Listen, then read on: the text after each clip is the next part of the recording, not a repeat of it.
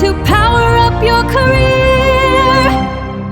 Welcome to Uday Kumar Electrical Academy, a dedicated destination for mastering electrical engineering. Whether you're aiming for lessons on RRB, JE, SST, JA, or AE exams, we've got you covered. We provide comprehensions on all core electrical engineering subjects, plus essentials in aptitude, reasoning, and general science. If our videos help you gain knowledge and get closer to your dream job, we'd love to have you in our community. Follow Uday Kumar Electrical Academy today. Don't forget to like, share, and subscribe to stay updated. Let's succeed together. Welcome to Uday Kumar Electrical Academy, the best platform for electrical engineering. Get access to 330 free videos for core job seekers. Learn from experts. Like, share and subscribe today. So ఇక్కడ ఏంటంటే first వచ్చేసరికి particulars తీసుకుందాం, అంటే కొన్ని particulars తీసుకుందాం. ఇక్కడ ఏంటంటే ఈ యొక్క 1 end తీసుకుందాం, అదేవిధంగా బోత్ ఎండ్స్ తీసుకుందాం. బోత్ ఎండ్స్ ఇదేంటిది, ఈ రెండు ఎలా కనెక్ట్ చేస్తాం, డిస్ట్రిబ్యూటర్కి కనెక్ట్ చేస్తాం. సో మనం తీసుకునే distributor, so distributor fed at. So ఇలా తీసుకున్నప్పుడు నాకేమవుతుందో చెక్ చేద్దాం.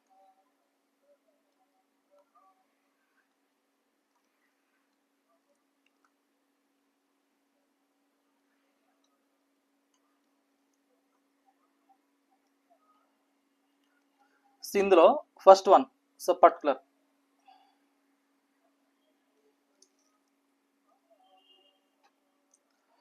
ఇందులో ఫస్ట్ ఏంటంటే కాస్ట్ పాయింట్ ఆఫ్ వ్యూ చూద్దాం. So cost and simplicity, cost and simplicity. So ఈ రెండు, cost as well as simplicity చూసుకున్నట్లయితే ఫస్ట్ ఎండ్ ఇదేమవుతుంది, 1 end ఉన్నప్పుడు ఇది ఈజీగా ఉంటుంది, డిజైన్ అనేది సింపుల్గా ఉంటుంది, కాస్ట్ అనేది తక్కువ ఉంటుంది. కాబట్టి so it is easy, so it is easy to design అన్నమాట. So it is easy to design, so సింపుల్గా ఉంటుంది and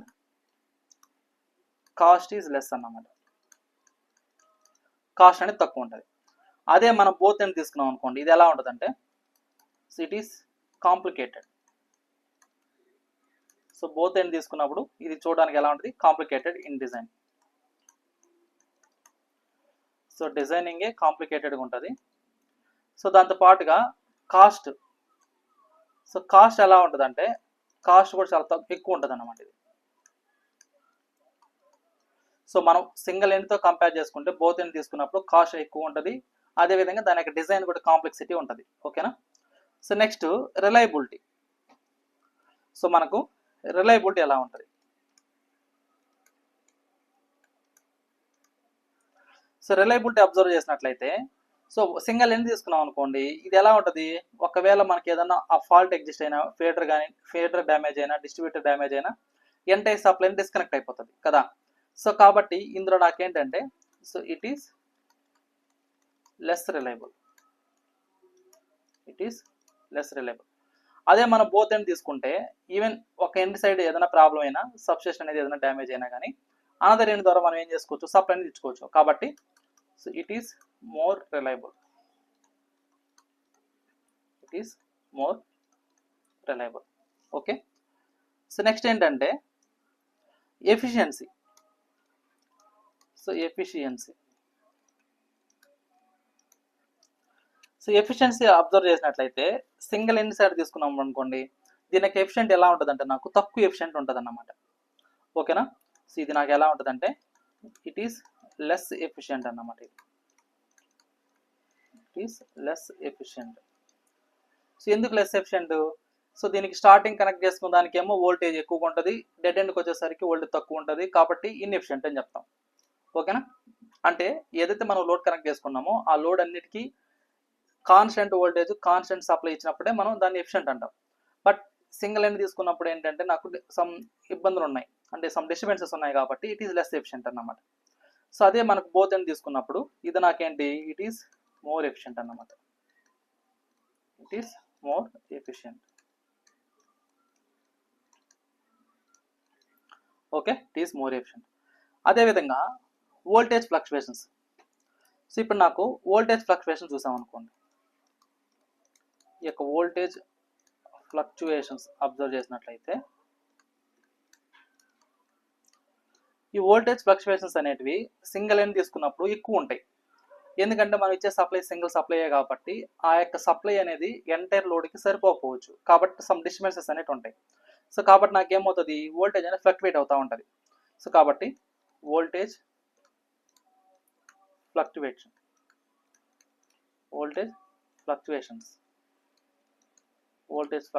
at far end is more. Voltage fluctuations at far end is more. అదే మనకు both end ద్వారా supply తీసుకున్నప్పుడు ఇక్కడ నాకు ఏమవుతుందంటే ఈ యొక్క వోల్టేజ్ ఫ్లక్చువేషన్స్ అనేవి తగ్గుతాయి అన్నమాట. కాబట్టి వోల్టేజ్ ఫ్లక్చువేషన్స్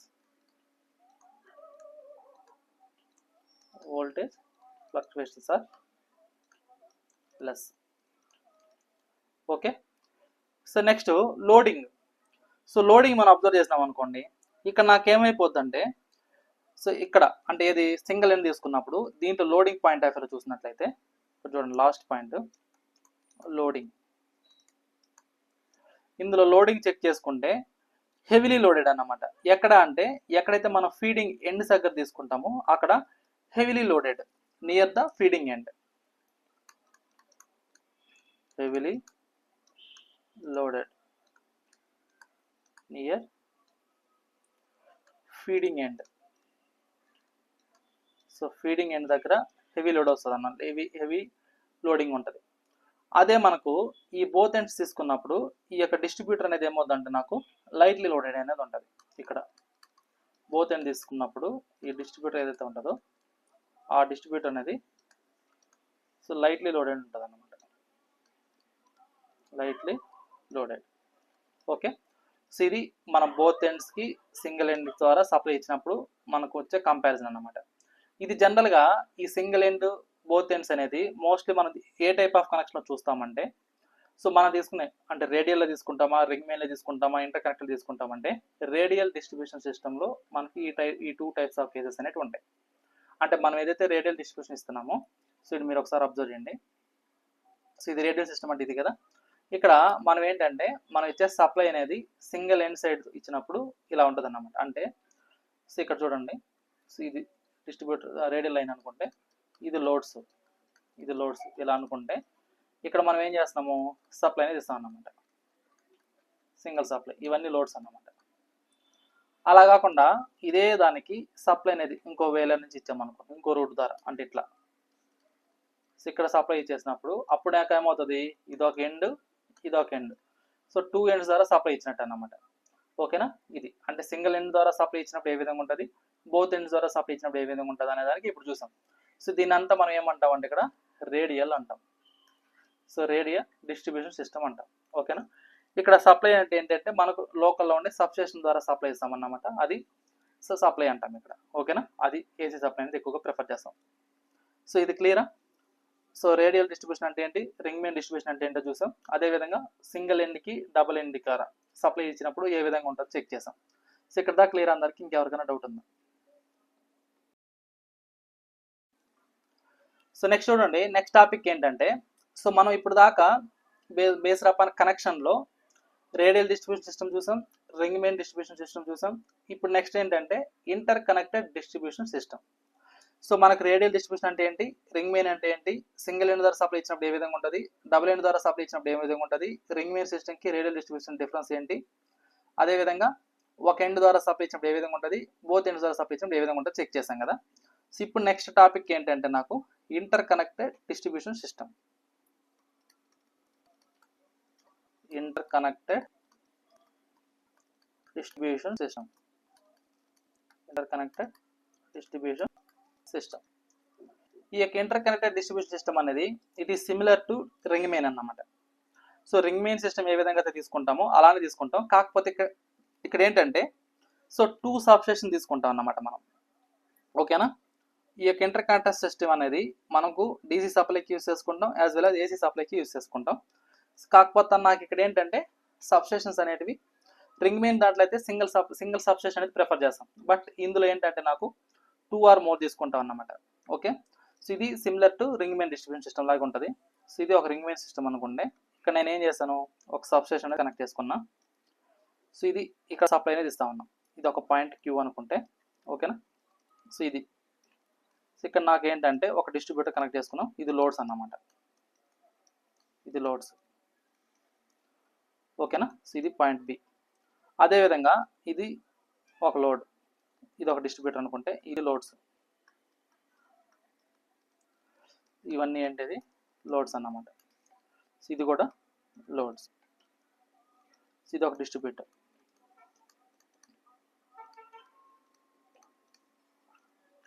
ఓకే, ఇక్కడ నేను ఏం చేస్తానంటే అనదర్ సబ్స్టేషన్ కనెక్ట్ చేసుకున్నాను. ఇది S2, సో సబ్స్టేషన్ 1 సబ్స్టేషన్ 2, ఇది పాయింట్ పి అనుకున్నాను. సో ఇక్కడ నేను ఏం చేశాను, 2 సబ్స్టేషన్స్ అనేవి కనెక్ట్ చేసుకుంటున్నాం. సో ఇక్కడ నాకేంటంటే డిఫరెంట్ టైప్స్ ఆఫ్ లోడ్స్కి. సో ఇది ఒక డిస్ట్రిబ్యూటర్,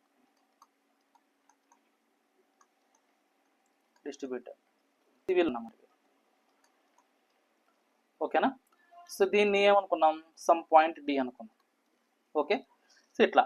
సో ఇక్కడ నేను యూజ్ చేసిన సప్లై ఏంటంటే ఇక్కడ ఈ కేస్ 1 అనేది, ఇక్కడ నేను ఏం చేస్తున్నానంటే DC సప్లై అనేది తీసుకుంటున్నాను. అంటే ఇది ఏ టైప్ ఆఫ్ అంటే కనెక్షన్ DC సప్లై అన్నమాట, ఓకేనా. DC సప్లైకి ఇలా ఇస్తాను. సో ఆ DCలో కూడా ఇంటర్ కనెక్టెడ్ డిస్ట్రిబ్యూషన్ సిస్టమ్ అనేది ఇలా తీసుకుంటాం. ఒకవేళ నేను AC సిస్టమ్ తీసుకున్నాను అనుకోండి, సో AC సిస్టమ్ తీసుకున్నప్పుడు నాకు ఏ విధంగా ఉంటుంది అన్నప్పుడు, సో ఇక్కడ కూడా అంతే సేమ్. నేను ఏంటంటే 2 సబ్స్టేషన్స్ ప్రిఫర్ చేస్తాను. సో ఇదేమో S1, సో దీని ద్వారా నేను ఏం చేస్తాను సప్లై తీసుకున్నా, ఇది పాయింట్ Q. అదేవిధంగా ఇంకో పాయింట్, సో దీని ద్వారా మనం సప్లై ఇస్తున్నాం, ఇది పాయింట్ P, ఓకేనా. ఈ ఎండ్ ద్వారా సప్లై ఇస్తుంది, ఈ ఎండ్ ద్వారా సప్లై ఇస్తాం. ఇక్కడ మనం ఏం చేస్తున్నాము, ఈ యొక్క డిస్ట్రిబ్యూటర్ దగ్గర ఇక్కడ ఒక ట్రాన్స్ఫార్మ్ ప్లేస్ చేసుకున్నాం. సో ఇది ఒక డిస్ట్రిబ్యూటర్ ఏం చేస్తాను అంటే ఇక్కడ లోడ్ అని కనెక్ట్ చేసుకున్నాం. ఇవి లోడ్స్ అన్నమాట.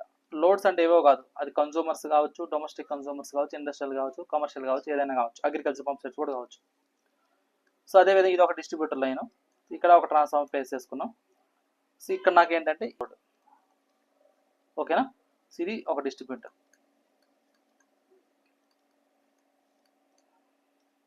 సో ఇది పాయింట్, ఇది పాయింట్ సి అనుకున్నాం.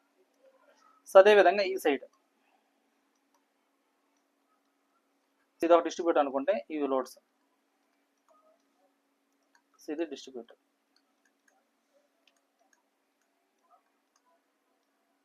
ఓకే, సో ఇక్కడ ఫర్ 400 వోల్ట్స్ అనుకున్నాం. సో మనం ఇచ్చే డిస్ట్రిబ్యూటర్ వాట్ 400 అనుకున్నాం, ఇది లోడ్స్ అన్నమాట.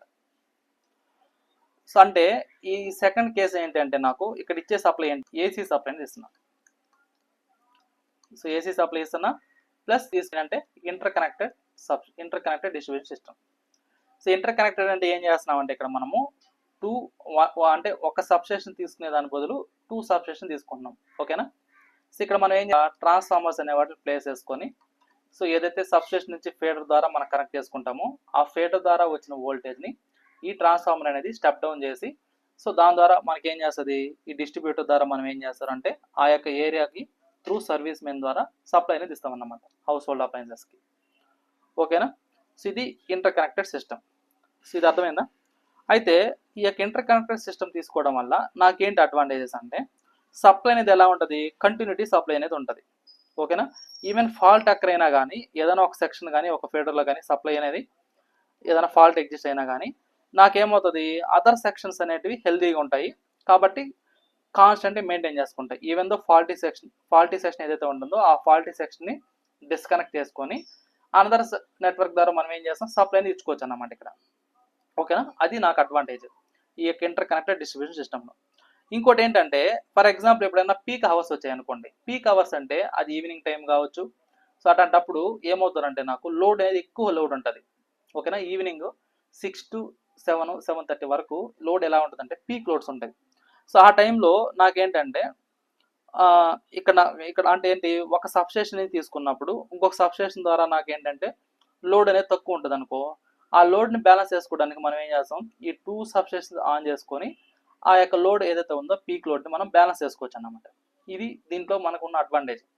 కానీ అదే మనం తీసుకున్న రింగ్ మెయిన్ సిస్టంలో అలాంటి అడ్వాంటేజ్ ఉండదు, ఎందుకంటే అక్కడ మనం ఓన్లీ సింగిల్ సబ్స్టేషన్ ప్రిఫర్ చేస్తాం కాబట్టి, ఓకేనా. సో ఇది నాకు ఇందులో అడ్వాంటేజ్ ఏంటంటే నాకు డ్యూరింగ్ పీక్ అవర్స్లో కూడా మనం ఏం చేసుకోవచ్చు, లోడ్ అనేది ఇవ్వచ్చు అన్నమాట, ఓకేనా. ఎందుకంటే ఇక్కడ 2 జనరేటర్ స్టేషన్స్ ఉంటాయి కాబట్టి ఇది ఏం చేస్తుంది, ఏదైతే మనకు రిజర్వ్డ్ పవర్ కెపాసిటీ ఉంటుందో ఆ యొక్క రిజర్వ్డ్ పవర్ కెపాసిటీని ఇంక్రీజ్ చేస్తుంది, లోడ్ ఫ్యాక్టర్ని ఇంక్రీజ్ చేస్తుంది, so efficiency of the power system increase చేస్తుంది. సో మనం ఇంటర్ కనెక్టెడ్ సిస్టమ్ తీసుకోవడం వల్ల నాకు ఏమేమి ఉంటాయి అంటే advantages. So continuity of power supply అనేది ఉంటుంది. So continuity of power supply అనేది ఉంటుంది. ఇది ఒక బెస్ట్ అడ్వాంటేజ్ అన్నమాట ఇంటర్ కనెక్టెడ్ సిస్టమ్ తీసుకోవడం వల్ల. ఇంకోటి ఏంటంటే ఇక్కడ 2 సబ్స్టేషన్స్ ఉంటాయి కాబట్టి, సో 2 సబ్స్టేషన్స్ ఉంటాయి కాబట్టి నాకేమవుతుంది, ఈవెన్ పీక్ లోడ్స్లో ఈ రెండు వీటి ద్వారా మనం ఏం చేసుకోవచ్చు, బ్యాలెన్స్ చేసుకోవచ్చు అన్నమాట. ఈ 2 అనేది ఆపరేట్ అవుతాయి.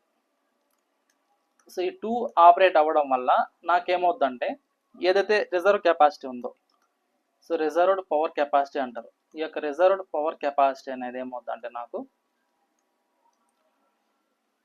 సో రెడ్యూస్ అవుతుంది. ఈ యొక్క రిజర్వ్డ్ పవర్ కెపాసిటీ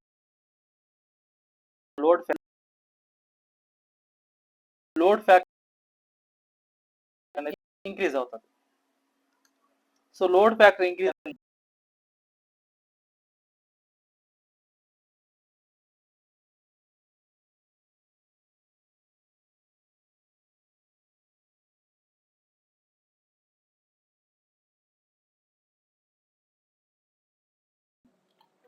ఇక్కడ కంటిన్యూస్ పవర్ సప్లై ఎందుకు అంటే ఈవెన్ ఒక ఫాల్ట్ ఒక సబ్స్టేషన్ ఏదైనా ఫెయిల్ అయినా కానీ మనం ఏం చేసుకోవచ్చు, అనదర్ సబ్స్టేషన్ ద్వారా సప్లై ఇచ్చుకోవచ్చు అన్నమాట. ఓకేనా.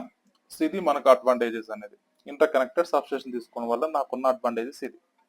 సో క్లియర్ అందరికి, ఎవరికైనా ఏమైనా డౌట్ ఉందా ఇక్కడ దాకా చెప్పినంత వరకు?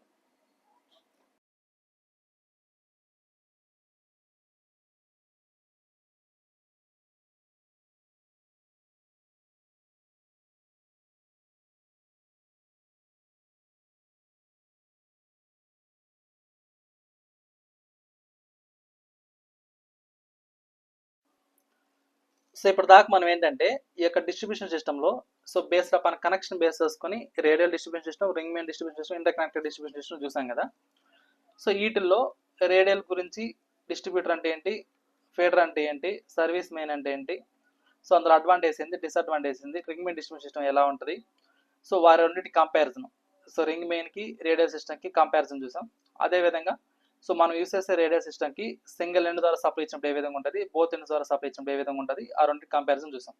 అదేవిధంగా ఇంటర్ కనెక్టెడ్ డిస్ట్రిబ్యూషన్ సిస్టమ్ అంటే ఏంటి, సో దానికి సంబంధించి ఇది డీసీ సప్లై ఇచ్చినప్పుడు ఏ విధంగా ఉంటుంది, ఏసీ సప్లై ఇచ్చినప్పుడు ఏ విధంగా ఉంటుంది, సో అందులో మనకు ఏ అడ్వాంటేజెస్ ఏమన్నాయో చూసాం. ఓకేనా. ఇప్పుడు ఏంటంటే సమ్ క్వశ్చన్స్ చూద్దాం. ఓకేనా.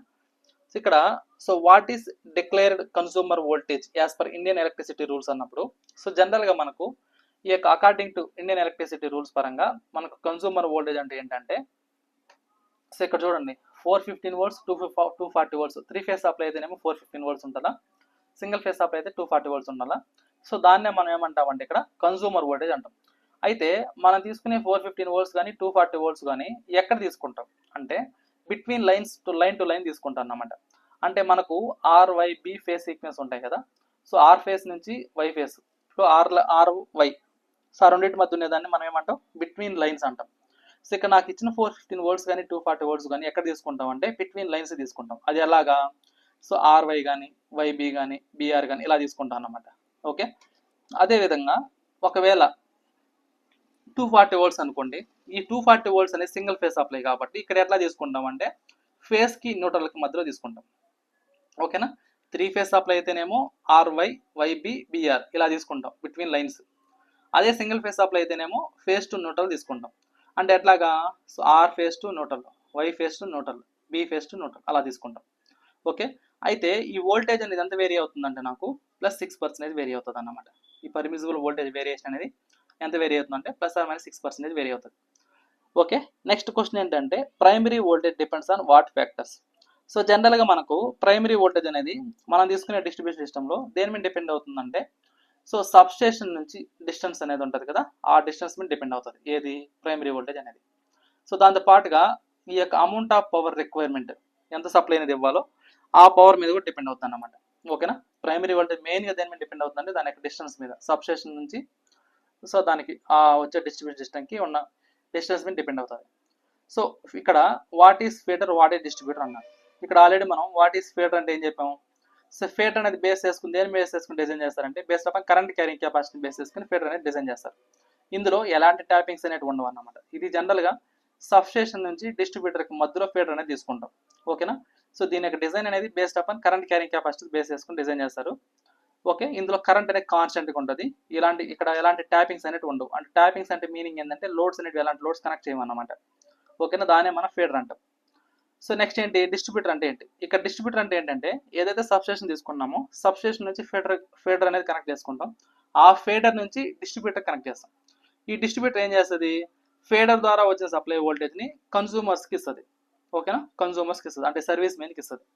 సో ఫీడర్ నుంచి సర్వీస్ మెయిన్కి ఇన్ బిట్వీన్ ఉండేదాన్ని మనం ఏమంటాం అంటే డిస్ట్రిబ్యూటర్ అంటాం. సో దీన్ని మెయిన్ దేని బేసెస్ డిజైన్ చేస్తారంటే based upon voltage drop base చేసుకొని వీటిని డిజైన్ చేస్తారన్నమాట డిస్ట్రిబ్యూటర్స్ని. ఇందులో మనకు డిఫరెంట్ టైప్స్ ఆఫ్ ట్యాపింగ్స్ అనేవి ప్రొవైడ్ చేస్తారు. అంటే ఏంటి ట్యాపింగ్స్ అంటే ఏంటంటే లోడ్స్ అనేవి కనెక్ట్ చేసుకుంటారు అన్నమాట ఇందులో. ఓకేనా, సో అది అంటే కన్సూమర్స్ ఎంత లాంగ్ అయితే ఉంటారో యాజ్ లాంగ్ యాజ్ దీన్ని కనెక్ట్ చేసుకుంటారు అనమాట. ఓకే, నెక్స్ట్ వచ్చేసరికి ఇక్కడ నాకేంటి, so what is necessary to keep voltage variation at the consumer terminal as low as possible అన్నాడు. ఇక్కడ ఏంటి వోల్టేజ్ వేరియేషన్ కన్సూమర్ టెర్మినల్లో లో ఉండాలి ఎందుకు అంటే, సో జనరల్గా మనం తీసుకునే అప్లయన్సెస్ అనేటివి, సో మోటార్స్ కానీ ల్యాంప్స్ కానీ ఇట్లా డిఫరెంట్ టైప్స్ ఆఫ్ లోడ్స్ అనేవి కనెక్ట్ చేసుకుంటుంటాం. సో ఎప్పుడైతే మనకి ఈ యొక్క వోల్టేజ్ అనేది వేరీ అవుతూ ఉంటుందో సో మనం తీసుకునే లోడ్స్ అది అగ్రికల్చర్ పంప్ సెట్స్ కావచ్చు, హౌస్ హోల్డ్లో తీసుకునే మోటార్స్ కావచ్చు, అదేవిధంగా ల్యాంప్స్ కావచ్చు, సో ట్యూబ్ లైట్స్ కానీ ల్యాంప్స్ కానీ టీవీస్ కానీ రిఫ్రిజిరేటర్స్ కానీ గ్రైండర్స్ కానీ మిక్సర్స్ కానీ వాషింగ్ మిషన్స్ కానీ ఇట్లా ఏ తీసుకున్నా కానీ మనకేంటి దేని మీద డిపెండ్ అవుతుంది అంటే అది నాకు ఆ వోల్టేజ్ మీద డిపెండ్ అవుతుంది. అంటే వోల్టేజ్ ఫ్లక్చువేట్ అయింది అనుకోండి, అందులో మనం తీసుకునే ఈ మిషన్స్ ఏదైతే ఉంటాయో మోటార్స్ అందులో ఉన్న వైండింగ్స్ అనేది డ్యామేజ్ అవ్వడానికి ఛాన్సెస్ ఉంటాయి అన్నమాట. కాబట్టి ఇప్పుడు నాకు లార్జ్ వేరియేషన్స్ ఉన్నాయనుకోండి, అప్పుడు నాకేమైపోతుంది ఈ వోల్టేజ్ హై కానీ లో కానీ ఉంటుంది. సో ఫర్ ఎగ్జాంపుల్ ఇప్పుడు నాకు లో వోల్టేజ్ వచ్చింది అనుకోండి, దానివల్ల నాకేమైపోతుంది, సో ఈ మనకేమవుతుందంటే వాటి ద్వారా వచ్చే రెవెన్యూ అనేది తగ్గిపోతుంది. అంటే ఏంటి, so less revenue to the supplier. అంటే ఏంటి, వోల్టేజ్ ఫ్లక్చువేట్ అయ్యే కొంది మనం దాన్ని యూస్ చేయం కదా. ఇప్పుడు మనకు సో వోల్టేజ్ ఫ్లక్చువేట్ అవుతా ఉంది అనుకోండి, మనం ఏం చేస్తాము టీవీ కానీ ఫ్రిడ్జ్ కానీ వీటిని వోల్టేజ్ ఫ్లక్చువేట్ అవుతుంది ఆటోమేటిక్గా ఆపేస్తాం, ఎందుకంటే వ్యాక్ డ్యామేజ్ అవుతాయని. సో అప్పుడు నాకు వోల్టేజ్ ఆపేసినప్పుడు అదే వాటిని మనం తీసుకునే ఎక్విప్మెంట్స్ ఆపేసినప్పుడు పవర్ అనేది డిస్కనెక్ట్ చేసినట్టే కదా. సో అంటే ఏంటి, మనకి యాక్చువల్గా కన్సంప్షన్ అనేది ఎక్కువ ఉంటే దాని ద్వారా మనకు డిస్ట్రిబ్యూషన్ సిస్టమ్కి ఎక్కువ అమౌంట్ అనేది వస్తుంది, అంటే ఏంది ఎలక్ట్రిసిటీకి. అలా కాకుండా ఫ్లవర్ ఫ్లక్చువేట్ అయ్యే ముందు ఏం చేస్తారు, మనం ఏదో అప్లయన్సెస్ తీసుకుని అవి ఆపేస్తాం, దానివల్ల నాకేమవుతుంది ఇన్కమ్ అనేది తగ్గిపోతుంది. ఓకే, సో ఇంకోటి ఏంటంటే హై వోల్టేజ్ వచ్చింది అనుకోండి, అప్పుడు నాకేమవుతుంది ల్యాంప్స్ కానీ అప్లయన్సెస్ కానీ పర్మనెంట్గా డ్యామేజ్ అయిపోతాయి. ఓకేనా, సో కాబట్టి నాకేంటంటే సో అటు లో వోల్టేజ్ కాకుండా అటు హై వోల్టేజ్ కాకుండా with in the permissible limits ఉన్నప్పుడు మాత్రమే నాకేమవుతుంది అది ఎఫిషియెంట్గా ఉంటుంది, ఎఫిషియెంట్ డిస్ట్రిబ్యూషన్ సిస్టమ్ అవుతుంది. మరి ఎంత ఉండొచ్చు అంటే +6% అనేది ఉండొచ్చు అన్నమాట. సో మనం తీసుకునే డిస్ట్రిబ్యూషన్ సిస్టంలో +6% ఉన్నప్పుడు మనం తీసుకునే ఎక్విప్మెంట్ అనేది సేఫ్గా ఆపరేట్ అవుతాయి, అదర్వైజ్ అవి డ్యామేజ్ అవ్వడానికి ఛాన్సెస్ ఉంటాయి అన్నమాట. ఓకేనా, అంటే 230 volts అనుకోండి, అందులో 6% ఉండొచ్చు. ఓకే, అట్లా అంటే 6% ఎక్కువ ఉండొచ్చు తక్కువ ఉండొచ్చు. అట్లా మనం ఏం చేస్తాం, మనం తీసుకునే హౌస్ హోల్డ్ అప్లయన్సెస్ ఎక్విప్మెంట్స్ని సో మ్యానుఫ్యాక్చరింగ్ చేసేటప్పుడు అలా డిజైన్ చేస్తారన్నమాట. సో నెక్స్ట్ ఏంటి, so what are the various methods of AC distribution system. So general మనకు ఈ యొక్క ఏసీ డిస్ట్రిబ్యూషన్ సిస్టమ్ అన్నప్పుడు ఇక్కడ మాకు ఏంటంటే ఇక్కడ సో 2 మెథడ్స్ ఉన్నాయన్నమాట. సో ఒకటి ఏంటంటే హై వోల్టేజ్, దాన్నే మనం ఏమంటాం ప్రైమరీ డిస్ట్రిబ్యూషన్ సిస్టమ్ అంటాం. సో జనరల్గా మనకు ఏసీ డిస్ట్రిబ్యూషన్ సిస్టంలో సో ప్రైమరీ సైడ్ ఉండేదాన్ని యాక్చువల్గా ఏమంటాం హై వోల్టేజ్ అని అంటాం. సో దాన్ని ఏం చేస్తున్నాం మనం స్టెప్ డౌన్ ట్రాన్స్ఫార్మర్ యూస్ చేసుకుని ఆ యొక్క వోల్టేజ్ని డిక్రీజ్ చేసుకుని దాన్ని మనం హౌస్ హోల్డ్ అప్లయన్సెస్ చేస్తున్నాం. సో ఇప్పుడు నాకు ప్రైమరీ వోల్టేజ్ అన్నప్పుడు అది 3.3 ఉండొచ్చు, 6.6 ఉండొచ్చు, 11 kV ఉండొచ్చు.